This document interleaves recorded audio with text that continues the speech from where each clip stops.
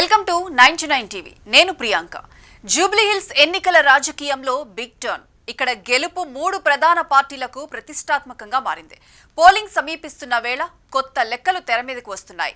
CM Revanth ఎన్నికల ప్రచారం కొనసాగిస్తున్నారు. సర్వే నివేదికలు అన్ని పార్టీల్లో టెన్షన్ పెంచుతున్నాయి. ఇదే సమయంలో ఎన్డీఏ భాగస్వామిగా ఉన్న జనసేనాని పవన్ ఎన్నికల ప్రచార బరిలోకి దిగబోతున్నాడని అంటున్నారు.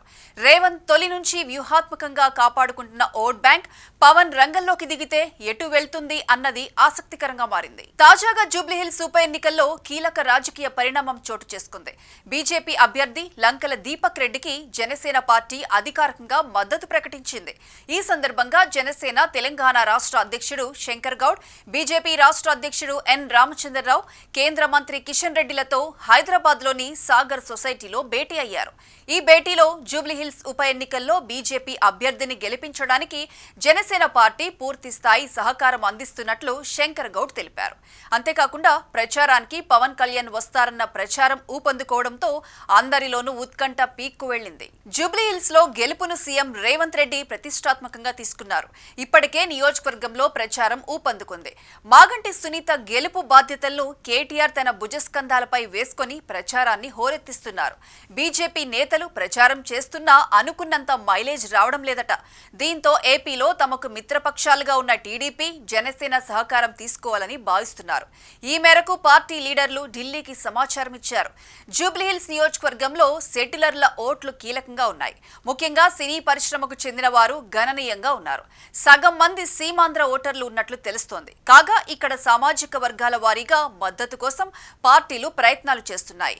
ఇందులో కాపు సామాజిక వర్గానికి చెందిన ఓటర్లు అధికంగా ఉన్నట్లు చెబుతున్నారు. పవన్ కళ్యాణ్, చంద్రబాబు, లోకేష్ లాంటి నేతలు ప్రచారానికి వస్తే కాపు, కమ్మ ఓట్లు మాత్రమే కాకుండా మిగతా సామాజిక వర్గాల ఓట్లను కూడా ఆకర్షించవచ్చన్న ఆశలో ఉన్నారు బీజేపీ నేతలు.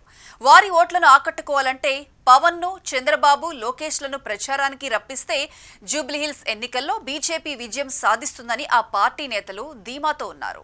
తెలంగాణ బీజేపీ నేతలు అలాగే ఢిల్లీ కాషాయ పెద్దలు పవన్ కళ్యాణ్ తో మాట్లాడుతున్నట్లు తెలుస్తోంది.